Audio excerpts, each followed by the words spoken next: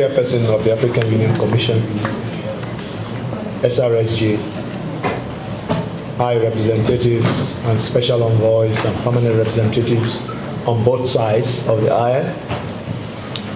On behalf of the chairperson, we want to call this meeting to order.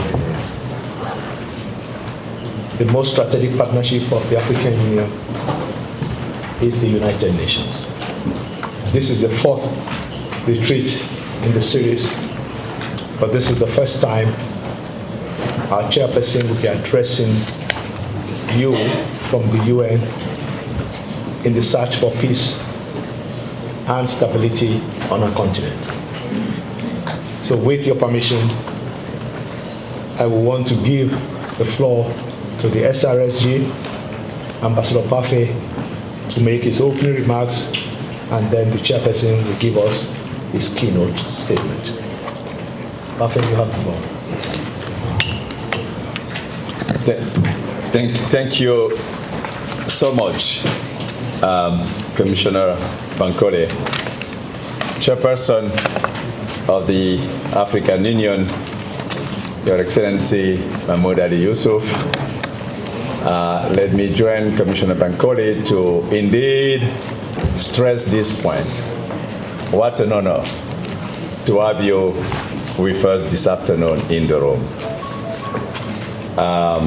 And allow me, colleagues on both sides, to warmly join Commissioner Bankole in welcoming you in this fourth AU-UN annual high-level retreat.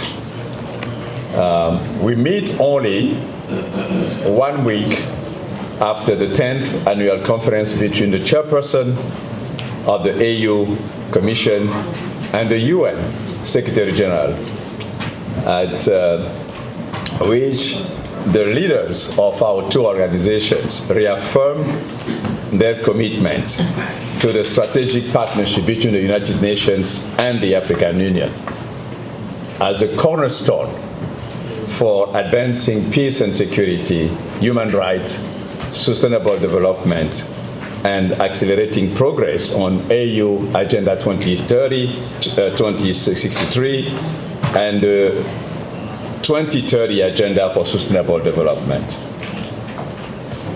For some of us who were lucky enough to be in the room last week, and I see many of us in the room, the chef de cabinet, of course, my dear sister Patience, of course, Commissioner Bankole himself. It was a moment of inspiration. It represented a moment of reimagination, of redefining the partnership towards greater collaboration between the UN and the AU. The meeting reflected the changing times in which we live and express a strong desire to anchor this partnership more firmly, moving us away from the ad hoc nature that characterized our work in the past. And ASG Martha Pobi, of course, coming straight from New York, was also in the room in Addis Ababa just last week. The annual conference held an even more special significance, Chairperson, this year. It provided an opportunity for our two leaders to sign the joint declaration, reaffirming the principles of the three joint frameworks on peace and security, sustainable development, and human rights. The declaration clearly articulates the shared vision of the two organizations regarding the importance of our joint partnership and, more importantly, the direction of travel going forward. It reaffirms steadfast commitment to the strategic partnership and provides even greater depth and grounding by institutionalizing all the key aspects of our joint work. The declaration also recognizes that over the past years, cooperation between the two organizations has deepened, while at the same time reminding us that partnership between the African Union and the United Nations is not an option, but a strategic imperative.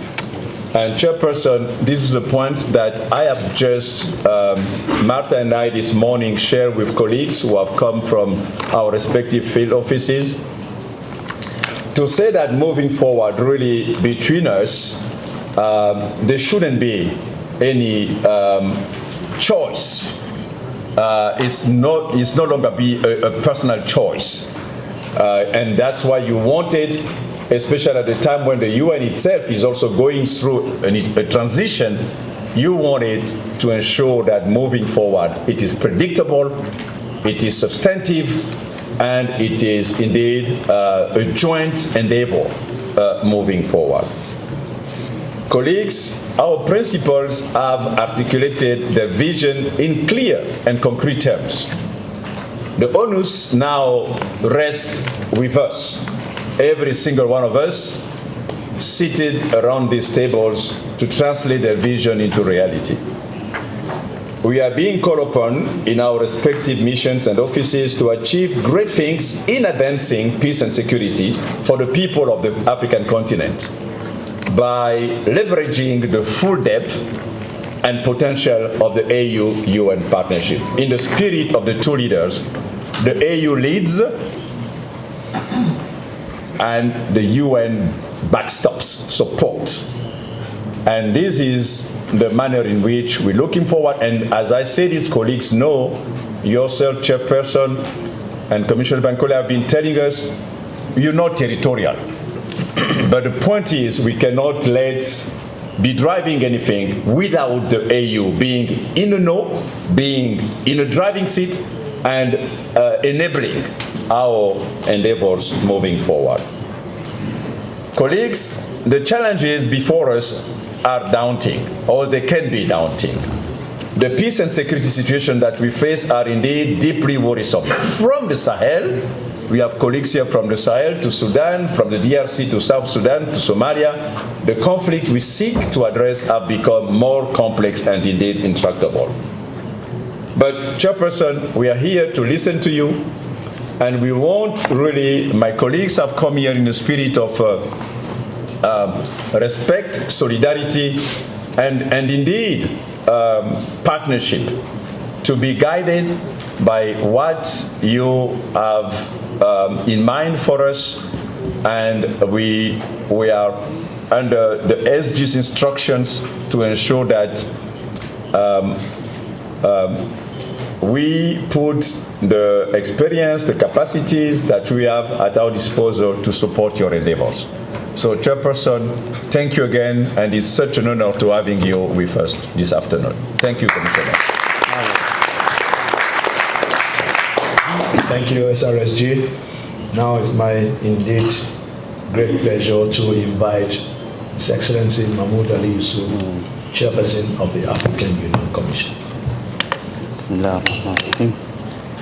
Excellence, Monsieur Parfait Onyango Anyanga, représentant spécial du secrétaire général des Nations Unies. Excellence, Madame la secrétaire générale adjointe, Assistant Secretary General pour l'Afrique. Excellence, Mesdames et Messieurs les envoyés spéciaux aux représentants de nos deux organisations. Excellence, Monsieur le Commissaire Bankole Adeyo, commissaire chargé de la paix, de la sécurité et des affaires politiques, Mesdames et Messieurs. Permettez-moi de vous exprimer d'emblée mes remerciements pour votre présence à cette importante réunion. C'est l'occasion pour nous tous d'échanger nos informations, de coordonner nos actions et de mutualiser nos moyens pour une plus grande efficacité. Étant entendu que nous nous efforçons de régler les mêmes crises sur le continent. Mesdames et Messieurs, nous travaillons ensemble dans un esprit de complémentarité. Les Nations Unies et l'Union africaine ne sont pas seulement liés par un principe de subsidiarité, mais par la complémentarité que nous impose l'alignement de nos deux agendas, l'agenda 2063 et l'agenda 2030. Nous avons voulu, avec Monsieur le secrétaire général des Nations Unies, Son Excellence Monsieur Antonio Guterres, institutionnaliser ce partenariat à travers un dialogue de haut niveau régulier. Le 13 mai 2026, il y a quelques jours, nous avons signé à Addis Abeba, avec Monsieur le secrétaire général, une déclaration qui a confirmé les 3 cadres de coopération que mon frère Parfait vient d'évoquer, afin que cet engagement soit pérennisé et constant entre nos deux organisations. Le groupe africain à New York et les membres A3+, du Conseil de sécurité des Nations Unies sont très actifs dans l'accompagnement de toute l'action multilatérale déployée par les Nations Unies. Excellences, Mesdames et Messieurs, nous constatons un affaiblissement du multilatéralisme et par conséquent une prolifération des crises en Afrique et dans le monde. Notre continent, le continent africain, est le plus affecté, avec des foyers de tension dans les 5 régions du continent. Les raisons qui sous-tendent à ces crises sont nombreuses, mais 3 d'entre elles se retrouvent dans chacune des situations. Premièrement, la faiblesse institutionnelle et la fragmentation des structures de l'État due à un problème grave de gouvernance. Deuxièmement, l'absence de volonté politique collective pour extirper les pays qui tombent dans ces crises-là des affres de l'instabilité. Troisièmement, l'ingérence extérieure. Et plus accessoirement, l'incapacité régionale et du voisinage immédiat d'agir avec célérité. C'est ce que l'on appelle l'indifférence du voisin. Quand la maison du voisin brûle, si on ne se précipite pas pour éteindre l'incendie, cet incendie se répand vers votre propre maison. C'est cette indifférence du voisinage qui nous préoccupe beaucoup. Excellences, Mesdames et Messieurs, face aux incertitudes de la géopolitique internationale, aujourd'hui, hier ce qui se passait en Ukraine et aujourd'hui ce qui se passe au Moyen-Orient sont devenus, je dirais, ou drainent vers l'Afrique des conséquences qui affectent aussi bien la stabilité du continent, son développement, que la vie au quotidien de nos populations. L'inflation que vous connaissez, ainsi que la cherté de vie, sont certainement des sources d'inquiétude qui, à moyen terme, risquent de provoquer l'insécurité alimentaire, donc l'instabilité et des migrations de masse. La raréfaction des ressources financières. Nous étions il y a quelques jours encore au Kenya pour assister au sommet de Africa Forward. De nombreux chefs d'État africains avaient fait le déplacement, de nombreux groupes d'investissement étaient là. Je crois que la question de la gouvernance financière internationale, de l'architecture financière internationale a été au centre des discussions pour voir dans quelle mesure les réformes peuvent être imprimées à cette architecture financière internationale, permettre aux États africains d'avoir accès au marché du capital sans contrainte ni obstacle et surtout réduire et diminuer le coût du capital qui est devenu prohibitif pour nos États africains. Cette situation crée une raréfaction de ressources financières. Et sans ressources financières, il est extrêmement difficile de mener des opérations de paix et de sécurité. On disait ce matin, lors de notre réunion, que la paix avait des dividendes, mais on oublie souvent qu'elle a un coût. Mesdames et messieurs, il y a une tendance affichée à l'unilatéralisme dans le monde et une sorte de protectionnisme et d'isolationnisme qui, je crois, ne laisse d'autre choix à nous en tant qu'organisation multilatérale, les Nations Unies et l'Union africaine, de consolider ce partenariat, d'agir de concert et de continuer à adopter des approches holistiques. Car le nexus entre la prévention, la médiation, la résolution de crise et le développement est aujourd'hui établi. Il nous faut travailler sur ces 4 volets en même temps, car sans prévention, il est difficile de résoudre rapidement les crises.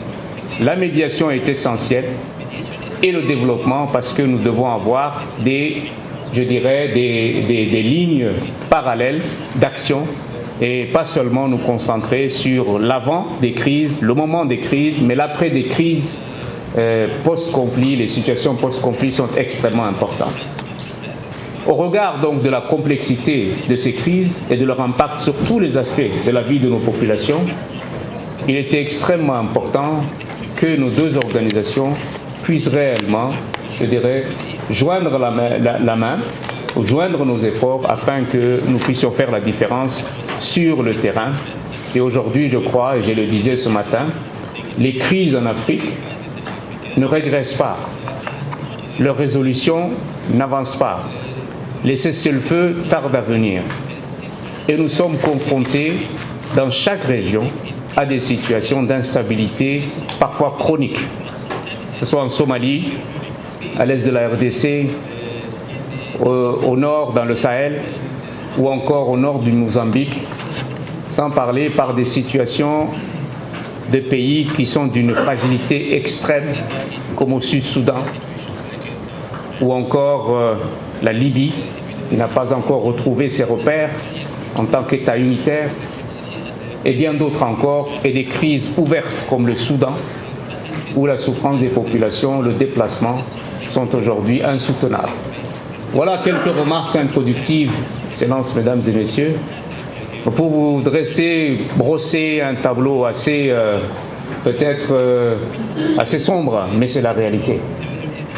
C'est la réalité de notre continent. Et il nous faut réellement changer d'approche, changer de méthode, nous adapter par rapport à la raréfaction des financements et faire en sorte que nous puissions aller graduellement vers des solutions qui soient adaptées à chaque situation. Et chaque situation est assez spécifique. Je vous remercie pour votre attention.